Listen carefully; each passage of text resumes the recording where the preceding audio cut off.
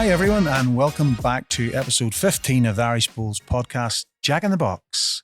Afternoon, Chris. It's been a few weeks since our last chat. Afternoon, Ian. It has been. Lots gone on since we last chatted about Irish Bowls. We've plenty to discuss, Chris. Before we get stuck right in, just want to say a shout out to the family of Freda Elliott, long established Irish bowler, who sadly passed away at the ripe old age of 99. Yes, she had a good innings and obviously was a stalwart of Irish Bowls for many years on and off the green. Yeah, always a smiley face, a joke and a bit of crack with our Freda. 1986 Commonwealth Gold medalist with Margaret Johnson and numerous Irish titles. I remember being in the Commonwealth Games with her in 94 and she was just the life and soul of the party. Yeah, she'll be sadly missed, obviously, and as you say, our best wishes go out to her family. Very much so.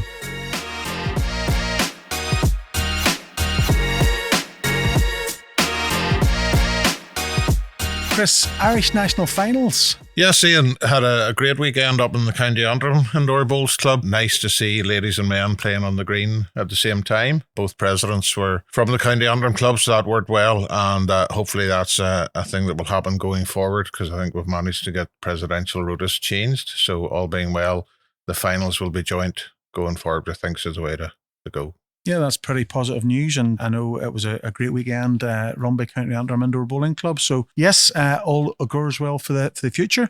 Chris, we're just off the back of the British Isles Home Internationals and Championship Series in your own club in Belfast. And as tournament director, I'm going to hand this one over to you and give us a synopsis of all the winners and runners and riders. Thought after a week's work you might have given me off, but obviously not. We'll start with the ladies' internationals, which kicked off the week. Ireland started off with a game against England. Didn't manage to just get going totally across the green. They lost that game 144 to 85.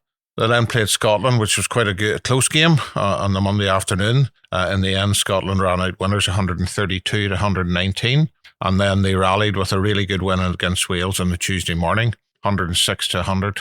The eventual winners of the competition were England. Would have to give a shout out to the rink skipped by Sean O'Neill, which was Zoe Stratton, Isabel Ruby Nolan, Ashley Rainey and Shauna, who had 3 wins during the series, which was obviously a fabulous achievement. And Shauna herself won Player of the Series as voted by the opposing team managers. Very good. Very good positive performances again from our ladies, Chris. Yes, very much so. The first game is just sort of didn't get going, but they competed well against Scotland for nearly all the game. We're in the game. I'm leading at times, so just the last few ends fell away. And again, went very well against Wales all throughout. Yeah, you can see that shot difference coming down. If we're not winning the games now, it's coming down and down and down. And that's a great place to be. Yeah. And obviously a lot of good bowlers and a lot of good younger bowlers who are going to be about for a number of years. So I think the future looks quite good there. And moving on to our men, Chris, under the new leadership, I should say, of Colin Hogg. Yes, Colin's first series as manager. The men started off with a loss against Scotland, 119 to 104. They then beat Wales 112 to 109 and then had an epic finish against England with it being all square 113 each when the last end was being played. And on a measure, England got the shot to run out one-shot winners and actually make them the champions. Again, give a shout out to the rink skipped by Stephen Kirkwood, which had Dean Mills at lead, David Corkle second and Barry Kane third, who won all 3 games as well during the series. Yeah, and again, very credible performance, albeit at home, but probably as good as Ireland have done indoor probably since 2015 when they beat Scotland and beat Wales and finished top of the table joint with, I think it was Scotland, but didn't win the championship. Yeah, well, if you take out the first 2 ends against Scotland, which unfortunately I don't know whether Ireland just come out cold or Scotland just got off the things. I think it was 19 shots down after the first 2 ends. After that, Ireland were right in the game, but it just was hard to come back, and it's hard to fathom that happening, on a home green. But that just put Ireland in the back foot. I think they got it back to within 6 possibly at one stage, but just couldn't get the nose in front. Yeah, still chasing that elusive first championship victory. Yeah. However, they were pretty close, I think, over the weekend. Now the guys, they really put in a really strong performance. Yeah. And I mean, the finish against England. I mean, Scotland had won their 2 games and went against Wales, and not that I would have thought anything was a foregone conclusion, but probably felt fairly confident in that game. And give Wales credit, they played well. Whilst on the other green, Ireland and England were having a mammoth battle right through. with nothing in it really at any stage. Obviously, you have to say England probably were a bit despondent after losing to Scotland, thinking probably that Scotland would win that game, etc. But Ireland came out of the traps really well. And then news obviously filtered down that Scotland were getting pipped and set up a dramatic climax with a great crowd in the Belfast Stadium. Yes, good to see a number in watching it, which obviously helps for the players. And Chris, we had some good news on the player of the tournament as well. Yes, Dean Mills had won the player of the series. Yes, again, as voted. Brilliant. So. Yeah, I remember looking across and seeing some of his lead bowls, and I have to say he was phenomenal. From what I saw, anytime I got my head lifted, he was on top of the jack and pretty amazing. Yes, and we had a retirement announced just before the start of the third game. Okay. Well, you were part of it. You were there. Tell me about it. David Corkle has finally announced his retirement from international bowls. That's correct, yes. The last game against England, I think we had 120 caps. 40 years. He was telling us during one of the team meetings that he first trialled for Ireland in 1977. So I think probably that's half the team sitting there thinking, I wasn't born. Yeah, that's pretty remarkable now. So big shout out to DSC on his international longevity and contribution to Irish bowls. I mean, he is the most capped indoor across the He's the four most countries, capped, isn't he? 120, I think. Yeah. I think from memory, Andy Thompson is 114. I thought he'd matched him 40 a couple years, of years ago. pretty, yeah. That's a long time. Pretty special. And probably be hard to beat because unlike obviously the way we've moved to the outdoor internationals where people can get 8 caps in a series now, you're still only getting 3 in the indoor. So you'd need a lot of years to actually match that. You certainly do. No, fair play. And Chris, we had some good news on the British Isles Championship front. We had very good news. I mean, a good performance by all our participants from Ireland. We had 6 finalists. Our rink skipped by Ali Coleman got beaten the final, just didn't get started, just couldn't get a shot. I think after 10 ends or 11 ends, there were 1, 2 and all ones other than that, but just couldn't get started. But all other 5 people in the final won. The men's singles was won by Stephen Kirkwood, who played superb bowls in the preliminary round and the semi-final. Probably didn't produce just as good a performance in the final, but good enough to beat an informed Gary Pitchie from Channel Islands, so a great win for Stevie. Ladies junior singles was won by Chloe Wilson, who again had a superb week all through championships and team performance. Ladies pairs won by Chloe Watson and Sandra Bailey MBE. Chloe had taken a couple of years out and only just back, so sort of showed that she can still perform at that level. Yeah. Ladies rinks won by Laura Rainey, Ashley Rainey, Sean O'Neill and Chloe Wilson. That sounds like a karaoke rink, that. And the men's over 60 rinks won by Rod Coleman, John Nichol, James Caldwell and Stephen Moran. The success in the championships meant that for the first time Ireland were named the best overall country in the championships, winning the Gedling Trophy for the first time ever. That's pretty sweet. Nice to get it, not just at all, but nice to get it obviously in home turf. Of course. No, very much so. Chloe Wilson obviously captured 2 titles there, I see, Chris, yes, on her 25s and 4s, to go along with her world indoor mixed pairs with Jamie Walker. She's been racking up the titles over the last few years. Laura part of the winning rink to go along with her world under 25. Yeah. Lady singles. And Shauna as well. So and of course Ashley as well. But big shout out to Chloe in particular since her last podcast and capturing that title. Chris, moving on to our young stars or young rising stars, under 25 internationals have came and gone. Yes, and I think relatively happy with performances from talking to people when they come back. The under 25 ladies were held in Desborough. Started off playing Scotland. Now, they lost all 3 games. They lost 76-64 to Scotland, 93-55 to England, and 83-67 to Wales. Now, despite, those losses, they were competitive in all games. And I mean, going back a year or two, they were getting beat by the total number of shots across those 3 games, nearly in each game. So a lot of good progress. There's a lot of good younger bowlers coming along. Again, should be there for a year or two. So they're competing well given the number of stadiums we have as opposed to the other ones. Yeah, and it's just important probably just to recap that, England have 400 plus stadiums. Scotland have plus 250. Wales have 35, something like that, and we have 3. So it's just important for our listeners just to be aware. And the other side that goes with that, a lot of our younger bowlers play short mat. They're not into it isn't just as popular in the other countries as well. And that's not many excuses, it's just a fact, so I think they're performing well there. Under 25 men then was held in Frith in Wales. Again, the first game they lost to England 95-76. lost to Scotland 74-63 and lost to Wales 79-54. Again, relatively close. They were competitive. It tended to be just in each game one rink, just to let it down, but the other three rinks were quite close. Yeah, I see there, Chris, that they actually won 7 out of 12 matches, which is, close to a championship winning performance. Probably 1 or 2 more victories there, and they're close to winning that series. Just in each game, as I said, one rink.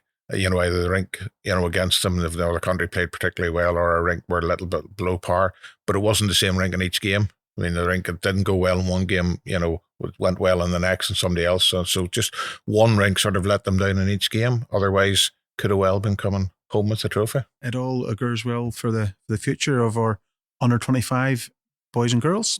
Chris, our Para Home Internationals was the end of February. Yes, the end of February in Solihull. And again, a little bit more success. Yes, we had a team across there, and they went very well. We started off with games against England. The format was 3 pairs with physical disability and 2 pairs with visual impairment. In the first game against England, we actually managed to come out on top 6 points to 4, which is the first time we've managed to beat England, and to do it indoors, I think was a credit to our players. They actually come out of the block very quickly. Both their VA pairs got a point, got a draw, and with 2 our PD pairs won. So we come out on top that session 6-4, which was a great start to the tournament. Didn't quite manage to win any other sessions, but had wins across the thing. Everybody in the team actually contributed at least 1 point during the series. So yeah, very worthwhile, very well organised across the Solihull as always, just with England, Scotland and ourselves. Unfortunately, Wales didn't make it, but first time Ireland have competed in the Para Indoor International, so it was good, a good opening. No, very much so. And that historic one against England, again, from where we were 2 years ago indoor when we went over for our first sort of pilot nearly run out in the Para side, for us to go there and compete with them is very admirable. But to actually go and just pip them in that one session was a pretty special feeling for the boys and girls. Extremely. And weren't for, it was played in a set format, which, meant if you got off to a good start, then it was good. And obviously, I think the format suited us, suited our players. We're obviously getting very good at this player of the series thing, because along with the main international we just talked about, our own Tom Evans was named the player of the series at the British Isles Para Indoor. That's right, yeah. So that's for the men, the Para and the ladies. Pretty cool. Have to say that. And of course, Chris, Scotland were using that as a run out for their prospective Commonwealth athletes in terms of the Para setup as well. Yes, there were a number of important. Yes, a number of Scottish coaches there with their clipboards, sort of having a look and seeing how the players were going. We were glad we weren't having to do that. Yes, no. Much as though we'd like to win the Commonwealth, we're glad we weren't having to stand by clipboard and mark every bowl or see how everything was going. But yes, they were probably a bit more pressure on the Scottish players. Yeah, big shout out to some old faces there. I know Stevie Angus, who listens in to our podcast from England. So just a shout out to Stevie there, and I know there's a few others there. So always good to catch up with our friends in the Para Internationals, Chris. Yeah, absolutely. And just when you say that, I don't know where you saw him or not, but Stuart Sloan was over in Belfast the weekend. We was playing in the over 60 rinks, so I was chatting to him. So right, okay. No, did you know that one of our Para players, he was down playing in for Scotland. Right. 60 okay. rinks. No, didn't pick that one up. Very good. Very good. And Chris, there's a few things happening on the club development front as well as we approach the good old outdoor season. Yes, we're coming along it. Our annual open day weekend is scheduled for the 24th, 25th and 26th. So clubs have the option of holding it either on the Friday night, the Saturday morning or the Sunday. This year we've gone with not asking for a free date because we had issues in the last couple of years. So there'll be a full league programme on the Saturday, but clubs obviously have the option. And I think it's tried and tested. I mean, it's went well down south. We've had a couple of years at it now, and if people follow the guidelines, it's a great opportunity for clubs to attract new members and get people onto the bowling green, and get people participating in the sport, which is what we all want. And although, Chris, there's been a number of workshops associated with open days and things like that, it's probably still not late for any club to sign up. Oh no, any club wants to do it, are there. And as I would say, there's information on the website. We'll cover some other bits and pieces here, but there's information on the Irish Bowls Federation website. And you're always just at the end of the phone to give some advice if needed. 100%. Very much so. Club Development Toolkit, Chris? Yes, again, a bit of work in the background there to get some done. So we've just put out our brochure in relation to that, which gives some information in relation to bits. Again, it's available on the Irish Bowls Federation website within the Club Toolkit area. And there's a lot of good information there, which can help clubs if they want to do things in relation to, guides on using Facebook, Canva training to be able to do posters, other sort of open day checklists, bits and pieces that other clubs have done, what has worked, what hasn't. So there's a lot of useful information there. And finally, Chris, on that front, we have introduced, or the Irish Bowls Federation, I should say, have introduced a Women in Spotlight series, celebrating the success of our ladies and girls, both on and off the pitch, if you like. Yes, thanks to our technical guru, Ali Coleman, who keeps us writing these things, we've managed to put together a series of short clips. I think there's maybe 23 in total across 12 ladies. And as you say, ranging across all ages, some of them just, people have been involved in clubs, some involved as coaches, some have played at top level, some of our para athletes. So it's just trying to highlight the women who are involved in the sport, try and get the message out there in relation to how enjoyable it is and how easy it is to get into it, and try and encourage other women to take up the sport of bowl. Yeah, some inspirational stories there, no doubt. So please keep a lookout for that on the Irish Bowls Facebook page and stories. And Chris, the outdoor season is just around the corner, and we're having the weather for it at this moment in time. Just rain. But I know you've reviewed the Irish Cup draws. Just had not sure about a full review, but had a quick look at it. They were made a couple of weeks ago. So only one place to start is the two-time holders, Portrush, going for the third in a row. And I was talking to one of your players a few weeks ago. He was sounding fairly confident that they might well do it. Was there alcohol involved? Not at that time, no. But Portrush start off with a home tie to Crumlin. Yes. That's our Irish Championship winning Crumlin team.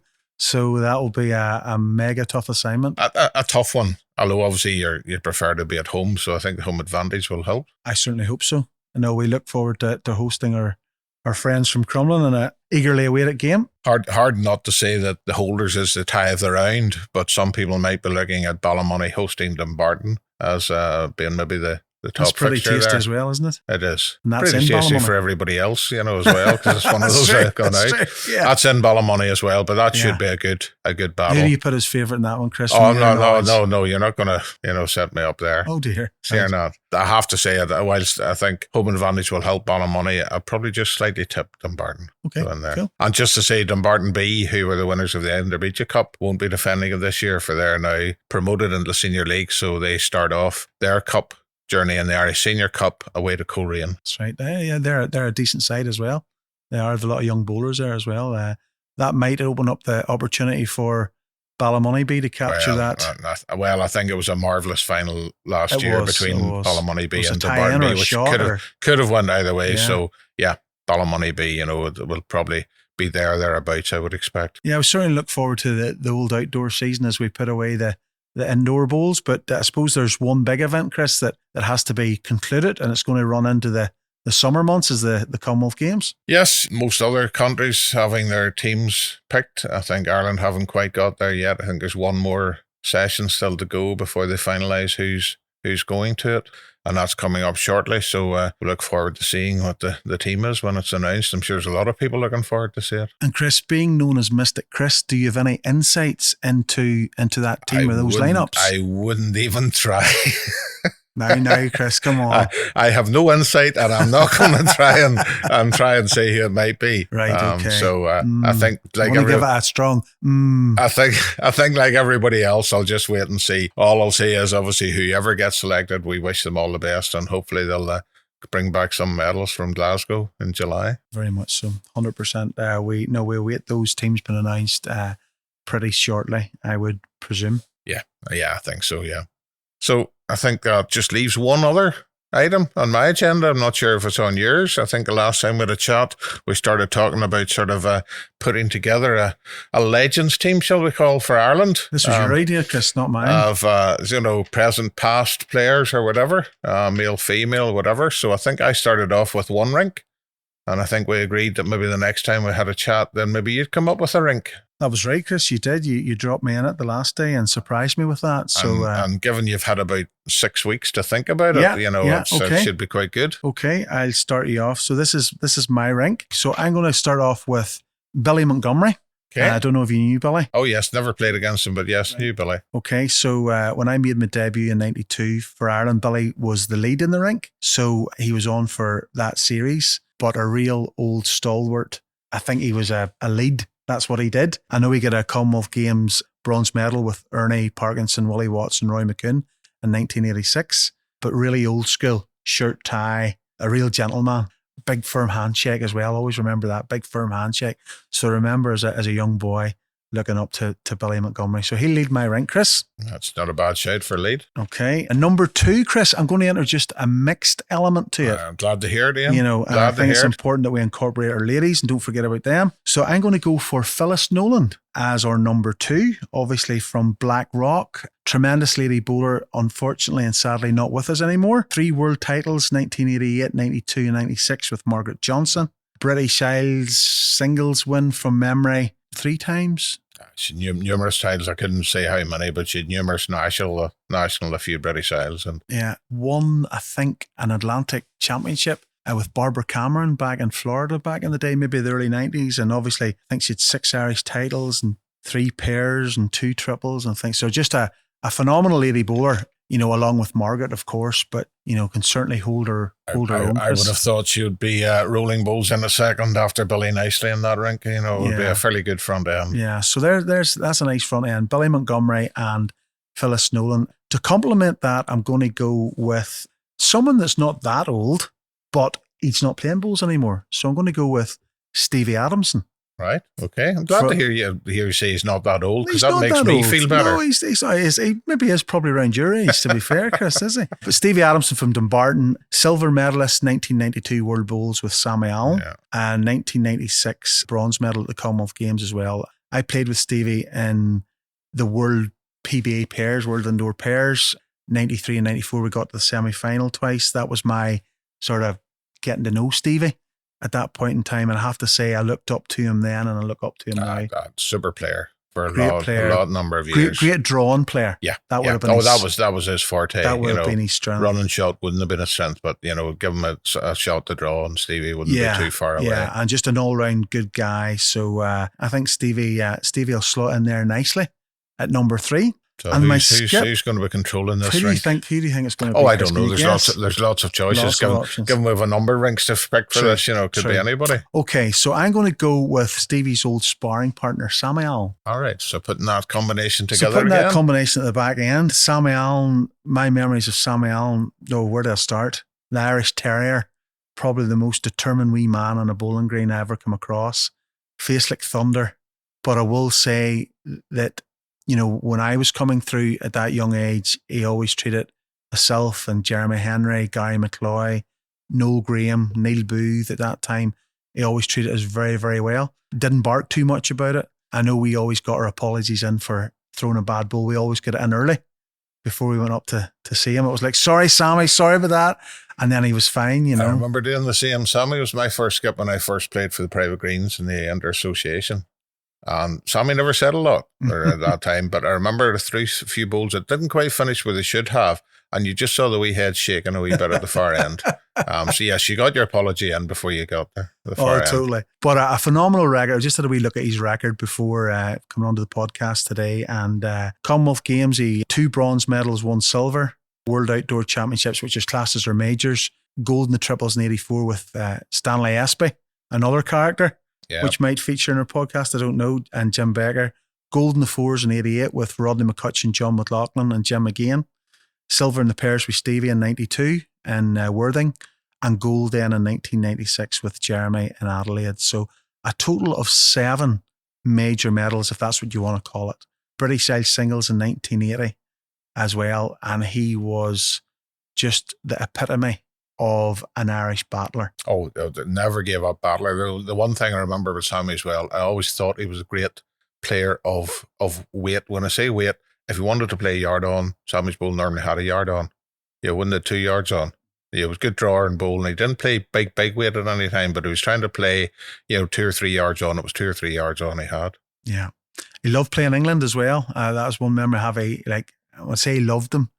he maybe didn't love them, but he loved playing them. And I remember that debut I referred to there in 1992 at Larne in the Home International Series.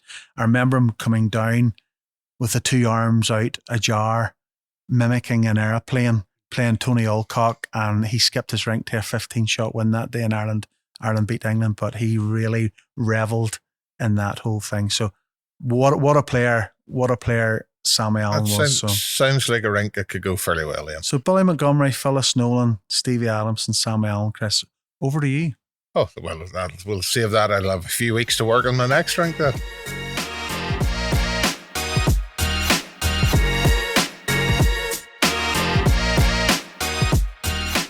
We're delighted in this episode of our Jack in the Box podcast to welcome some of our rising young stars in Ireland. We have with us Gracie Castley, Isabel Ruby Nolan, affectionately known as Izzy, and the old stager among them, Daniel Spratt. Daniel's 20, the other two are 17. You're all very welcome to our podcast this afternoon. Thank you. So just going to start, Izzy, we're going to start with yourself. You're obviously 17 now. Yeah. You started playing bowls at 13? Yeah, just after COVID. Right. What got you into bowls? Why bowls? I think it actually was my competitive edge. Like, I'd never seen a bowls game before the age of 13 because obviously my dad had quit, and by the time I came around, my grandmother's long reign of bowls had finished.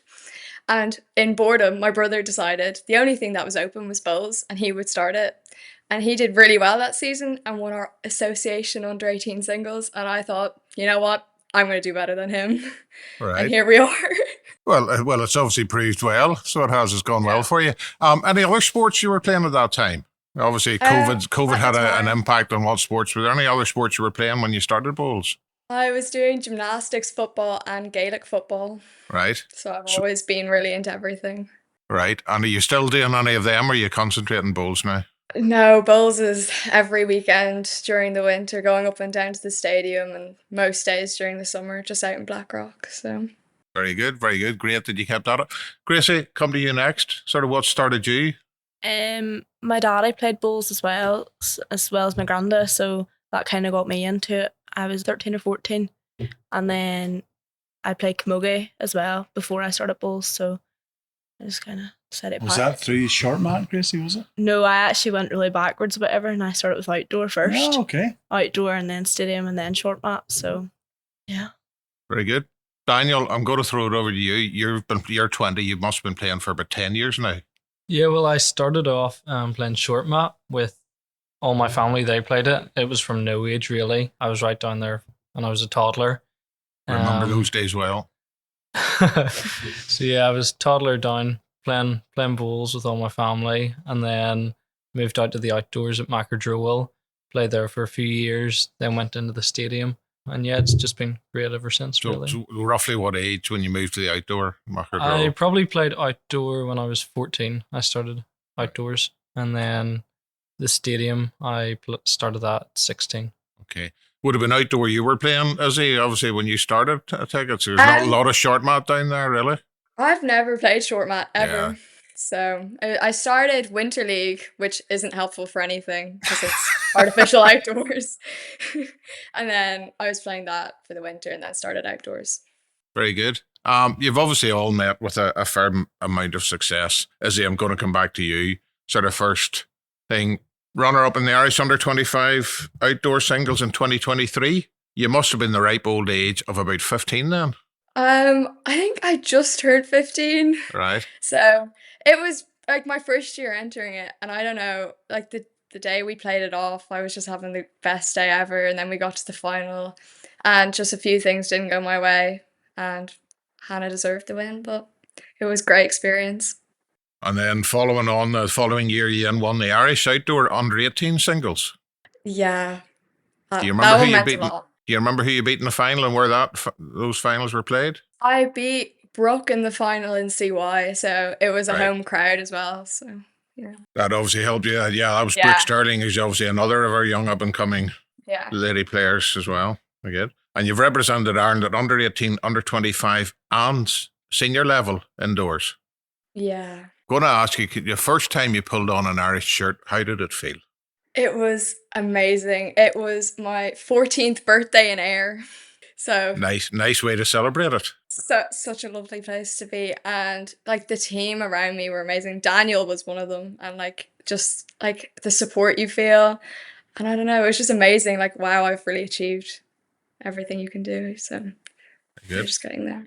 Gracie, I'm sort of looking here through your CV, and first Irish cap when you were 14 as well for the under-18s. Yeah, that was Izzy and Daniel were actually there as well in Solihull in England. That was me and Izzy I think we were the youngest on the team, so Yeah. it was.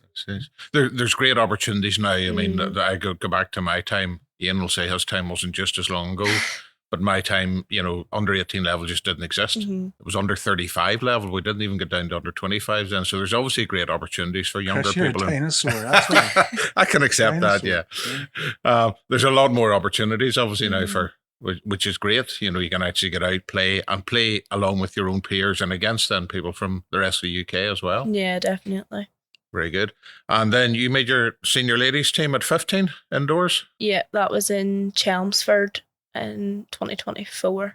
That was, Izzy was there alongside me as well. It was a really good weekend as well. I was going to say, is that the record, in terms of the youngest ever player to represent Ireland at senior international level? 15? I think it's probably between us and I'd say Ellie Fraser's bound to be cutting it close she there would as be, well. Of course, yes, of course. She was the year after Yes. us, but she could have been in around our age there as well. Very true, actually, yeah.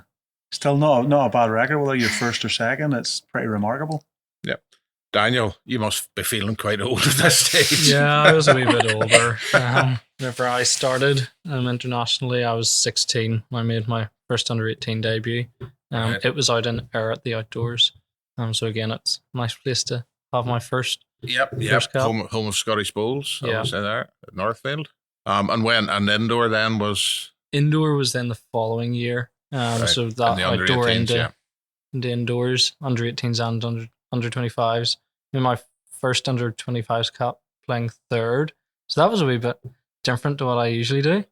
You tend sometimes, obviously you play lead most of the time, Yeah. but sometimes at underage level you end up playing positions that you wouldn't normally. How did you find playing third as opposed to playing I didn't lead? mind it. And then this year, the under-25s, I was skipping. So it was exciting again. Just something different that I don't usually get to do. But no, I obviously love leading. That's what I really enjoy. Yeah, well, again, but it's good sometimes at the underage level to get a different experience. Yeah. Play back and play where you don't normally. I'm going to stay with you, Daniel. I'm just going to run through some things here. So, bronze medal in the World Under-25 Championships in 2022. Where was Yes. that played? That was here at the Jim Baker Stadium. Jim Baker Stadium, so home one. Winner of the Irish men's fours, along with a couple of other youngsters and an old stager, if I remember rightly, was that Peter Hockey, Jack Kidd and Roy Battersby. Yeah, that Played was with in the us rank. four. All right, very good. Irish under-25 singles champion in 2024.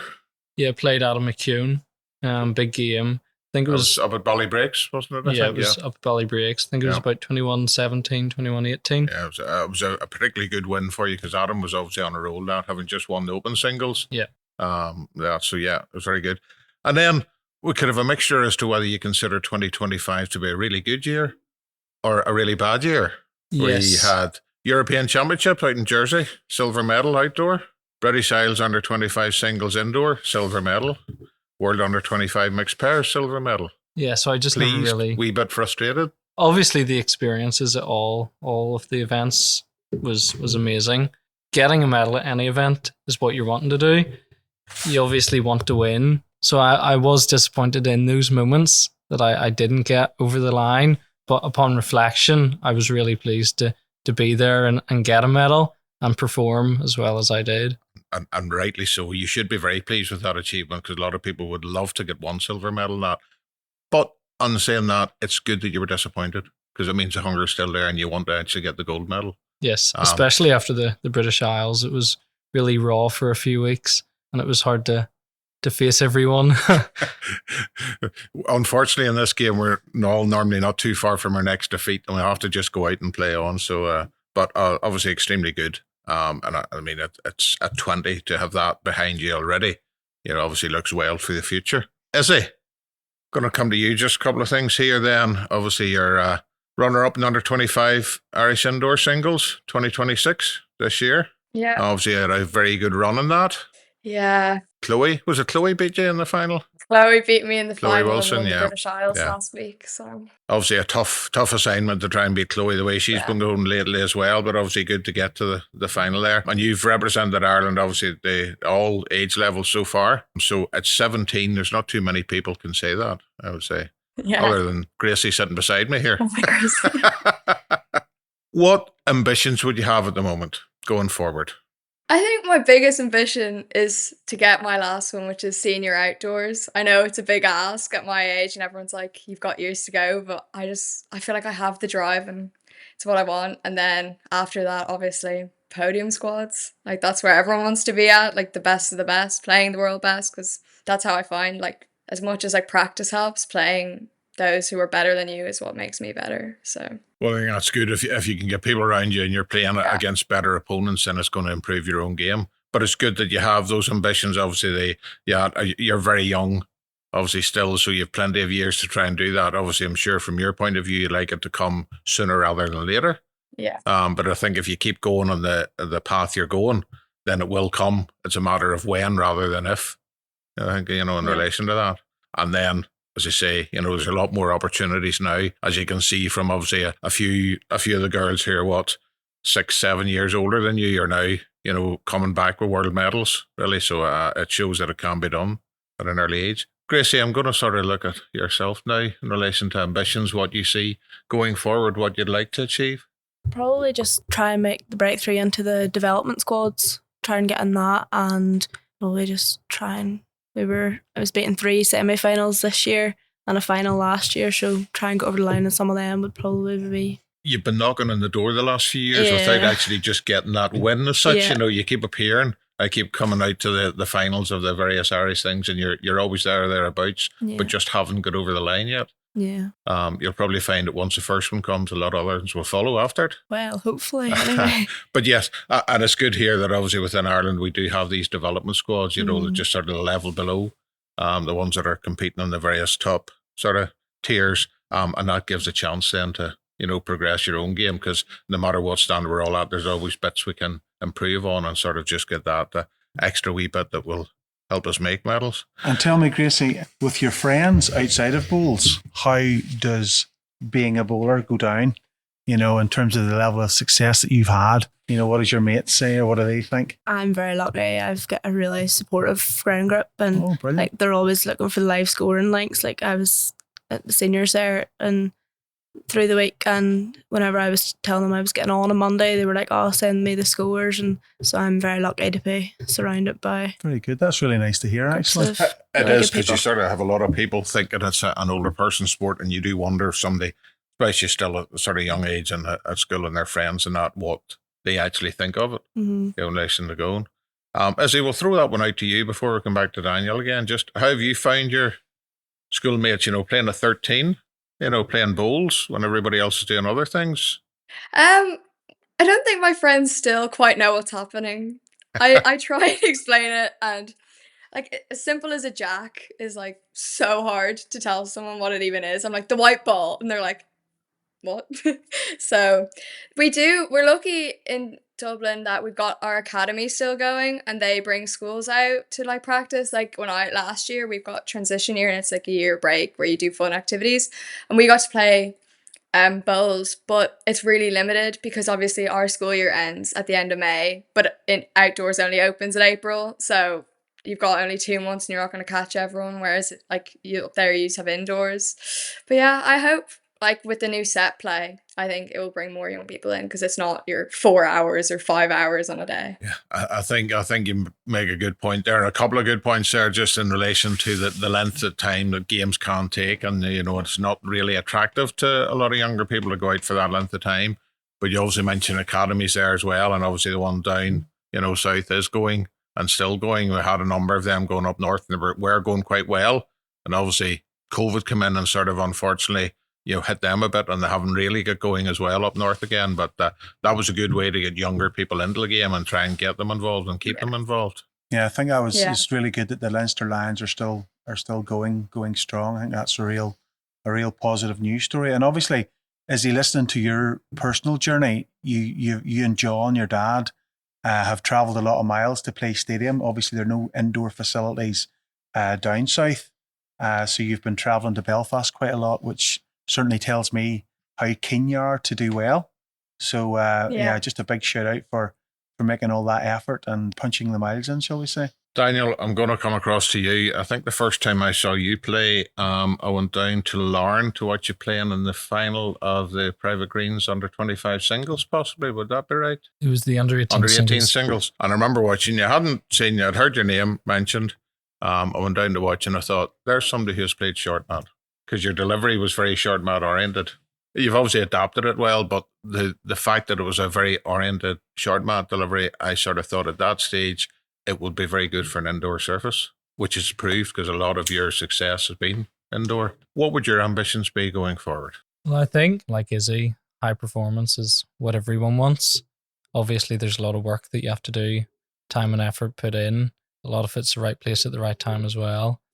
But just sort of having my success of it, I've already seen under 25s and the few senior things that I've got so far, just keep progressing with them and seeing where it gets me. You obviously like travelling as well. You went across and played in the US Open last year, and you're intending to do the same again. Yeah, it was a brilliant trip with a few of the Belmont boys. We done really well. I won 7 out of 8 of my singles games, beating Bill Brault and Charlie Herbert and stuff. So yeah, I was really, really happy with how it went. Going back out in October, it's just like it's heaven out there playing. 32 degrees heat all day. Very like Belmont there. Yeah, it's perfect. It's a bit like Izzy plays in the Winter League, isn't it, Izzy? Oh, yeah. Well, Daniel, you seem to have surrounded yourself by some of the old timers in our sport, the Robin Horners, if you like, and Davy Hamilton, Davy Corkhill, Roy Battersby. I'm sure you've gleaned a lot from those older heads. Yeah, if it wasn't for them, I definitely wouldn't be where I am now. I have to give them all credit for how they've treated me and looked after me, gave me advice over the years. But yeah, if it wasn't for them, I wouldn't be anywhere near what I've got now. Yeah, it's probably a good example to try and follow and try and pick up that experience from some of the older heads in the game. You know, both in the men's game and indeed the ladies' game. Guys, there seems to be looking in, and I'm not as old as Chris, but from looking in, you know, there seems to be a real buzz around under 18s, around the under 25s, and the mixed internationals. You know, is that fair to say? Is that something that keeps bringing you back? And you know, you all seem to be pretty good mates, and just that camaraderie seems to be pretty class, I have to say. Yeah, this year specifically, the under 25s, it was amazing to be part of the team. I think bringing Ryan Davies in from Wales, he was a real boost to our squad, and we were all just together all the time, having good laughs every night at practice, just really enjoying it. And when we got there, we were all backing each other up on and off the green. So I do think that for the men's side of things, the under 25s, there is really a big buzz for the next few years going ahead, because we don't lose anyone really. I think we just lose Ryan, but he's already brought in what sort of the building blocks we needed to go forward. Yeah. And girls on the ladies' side, Gracie, Izzy. I think having that buzz around your team, like you could put 4 of the best players together and they might not get along and they would go out and do absolutely nothing. I think with all of us being really good friends, especially on the under 18s, like I would say we're a really, really close team. It helps a lot with the fact that you could put any of us together and no one would have anything to say about it. You know, it's absolutely, I mean, it's great to have you on the podcast to actually, you know, just show everyone out there, I mean, the opportunities that there is now at under 18, under 25 level, indeed mixed level. I know that under 25 teams are mixed, you know, so Izzy, would you endorse those comments? I think so. I think especially for us, like Ireland, I know our numbers are small, but I think it makes it better because sometimes, like, I see Gracie at 5 series a year. Like, you'd want to, like, you know, you get to know everyone really well. Like, we can text each other. It doesn't even have to be about bills anymore. You know, like, you just have those friendships that you'd never have got.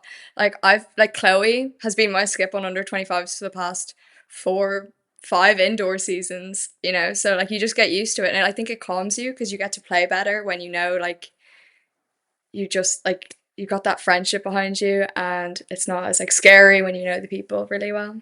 So it's really nice. Yeah, I think it's a few good comments there. Obviously, a wise head and young shoulders there, Gracie. You're saying you can put 4 of the best players together, but won't necessarily mean they'll play well, because if a rink doesn't gel, and get on and feel comfortable with each other, then you might as well not have them playing together. So, yeah, all makes good sense. And guys, I pick it up. I mean, family connections is obviously paramount here in most cases. Izzy, I'll start with you.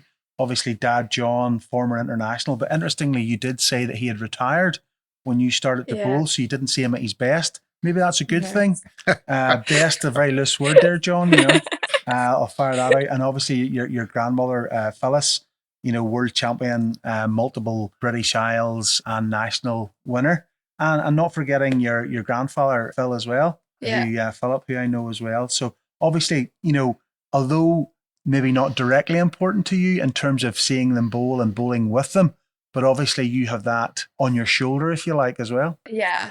I think it's nice because like everyone's so welcoming, because you've got that like generational thing, and like you feel like you have like something to live up to then. Like I look at my grandmother's plaque and I'm like, yeah, I'm gonna like tick these off. Absolutely. So I don't know, it's just nice. And I think having someone that knows how to bowl obviously really helped, because they can give you those tips and advice, and they know how it feels to be in your position. Like I can go to my dad and say, oh my God, I'm really nervous for this, and he'll be like, I've been there. So it's just like quite nice. Yeah, it's a really nice thing, the father-daughter thing. And obviously, Gracie, with yourself, with your dad Aidan, you have that generational element as well. Was there any others in the family that bowled apart from your dad, or?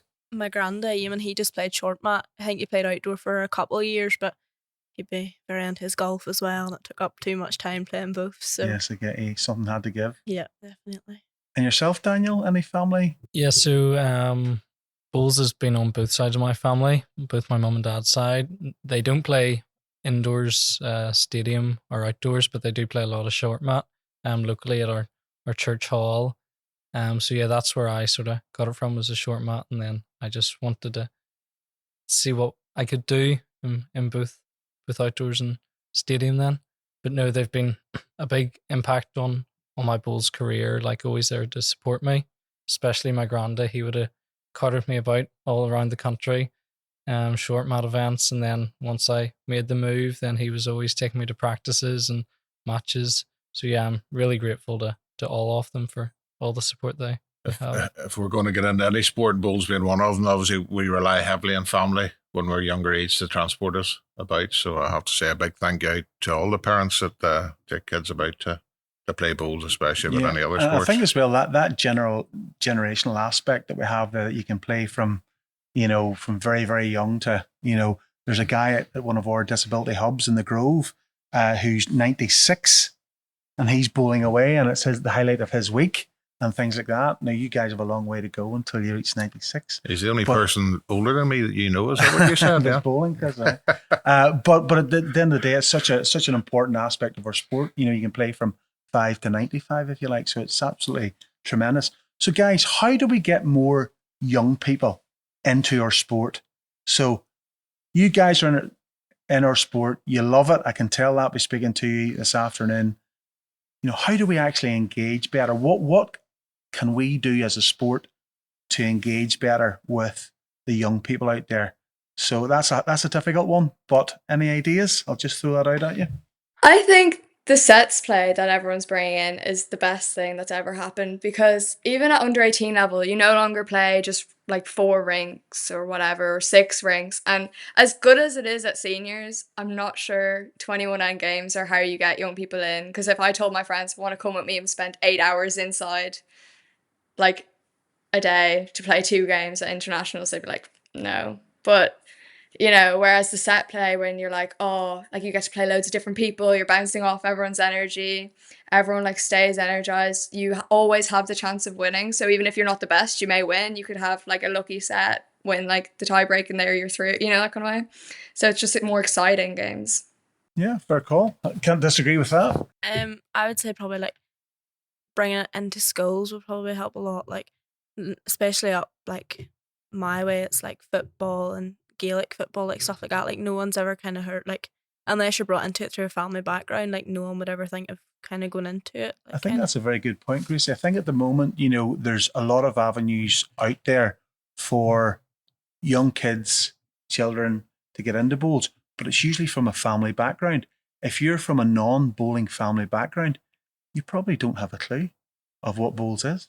I think that's pretty good. I think that's something that the Irish Bowls Federation and the IBA and the IWBA could possibly look at doing a little bit better, because we always have to look at improving. Daniel, any words of wisdom you usually have? I'm not sure about words of wisdom, but like obviously social media is a really big thing. We've seen at our club Belfast. Jeff Rains took that on really well, got numbers booming amongst everyone. But then how do you get that into young people? Because it's maybe more the mid-adult range that he's getting. Again, as Gracie said, just bringing it into schools, getting more people knowing about it. Because once you do start, like you're hooked on it. But it's just getting that first bite, like giving it a go. So yeah, how you do that is a good question. We have the team ethic, but we have the individual element as well. So obviously, you are all pretty, friendly, if you like. Even though Izzy's down in Dublin, Gracie's Ballymoney, Daniel's Belfast, etc. So there's really good bonds that are there to be developed and encouraged, Chris. Yeah, definitely. And I think once you do get into the sport and there's a number of people your own age playing it, then you have people to bounce off. And I think there's a lot of good points made there for old people like us to take on board. Yeah. Like yourself, Chris. Yes, very much so. Guys, we're going to conclude with the Jack in the Box Irish Perfect Bowler. Yes. Something like that? Yep. I think Ian's just going to pick you at random. So if you've listened to podcasts before, you'll realise how this goes. Only rules are the person has to be from Ireland, can be male or female, can play any of the codes, so short, mat, indoor, outdoor. Doesn't matter, just somebody can only pick each person once. If you get to a stage and you really just think the person is better for this, it's somebody else's, then you can have a debate with them if they're happy to change. So maybe get a wee bit of debate going in this one, because it's not the individual to change. You might be asking somebody else to change. Mm-hmm. So, right, we'll make a start, and we'll start with boys first. Why not? We'll go to Daniel first. Daniel, best on the draw. I think you know what I'm going to say, maybe. Mark McPeak. Mouse McPeak. Yeah. No problem. Belmont club mate. Yeah, okay. Well, he wasn't really going to go outside that club, I don't think. Gracie, best prepared. I would go Anne Smith. She always does everything. There you are. One of our directors within the Paris setup. Yes, very good. Yes, you would have everything in the bowling bag. Would Anne have? Yeah, perfect. And Izzy, for you, best on the drive. This season particularly, I would say Chloe Wilson, because not a bad shout, I have to say. She hits everything. Lovely. Even when she's drawing that girl, she's wanting to hit. Okay, Daniel, best delivery. Apart from yourself. Oh, definitely not me. Best delivery. I think Adam McCune is. Adam McCune. Yeah. The brain McCune. Nice. Okay. And is he best under pressure? Shauna. Straight in there. I saw I don't want to go into details, but we managed to somehow end up 5 down at the International Series last week, and she drew the shot, so I'm just going to... Oh, beautiful. Yeah. Beautiful. Yeah, so hot off the press then, she's under pressure. Yeah. And Gracie, for you, best team person. So who brings that added value to your team, to Short Mat, Ballymoney Outdoor, International, wherever? I would go Laura. Like Laura's always just... She might not look positive all the time, but she always is positive all the time. That's probably a very, very good summary of Laura. Yes, indeed. Okay. Yeah. Best team person. Lovely. Happy days. Daniel, back to you. Mentality monster. So who never gives up? Who never lies down for you? Who would tick those boxes? Well, I think more recently at the under-25s, probably Alex Jones. Oh. We had a really good game in the Irish finals, and yes, great game it was. It was indeed. Mm-hmm. Alex Jones, but yeah, very good, strong mentality. That's a good recommendation for Alex as well. Very much so. Yeah. Is he the funniest bowling colleague? Who makes you laugh? Ashley. She's just like a 5-year-old at heart, even though she has like a 10-year-old. Okay, so there's a good sense of humour then. I understand that. I get that one. Gracie, best on a night out. So someone that you would go out for a night's crack with, or who would make you laugh, chuckle Based away? on Thursday past, I would have said Shauna, but Karaoke queen. Rachel Cochran. Oh, okay. Rachel. Nice one. So, Chris, I will recap these for you. Yes. Your perfect Irish bowler. From our rising young stars, our best prepared Anne Smith, best on the draw Mouse McPeak, best drive Chloe Never Misses Wilson, silky smooth delivery Adam McKeown, best under pressure Shauna Karaoke Queen O'Neill, best team person Lara Rainey, mentality monster Alex Jones from Ballymoney, the funniest Ashley the 5-year-old Rainey, and best in the night out Rachel Vegas Cochran. There you have it, Chris. Hot off the press. Well, there's a good variety there between a sort of younger and not so young. I'll just leave it at that. So a good mixture there. Very much so. Izzy, Gracie, Daniel, could I thank you very much for joining us on the podcast? Can I wish you all the best in the rest of your career, which I'm sure will be long and successful for all three of you. And thank you very much. Thank you. Thank you very much, guys.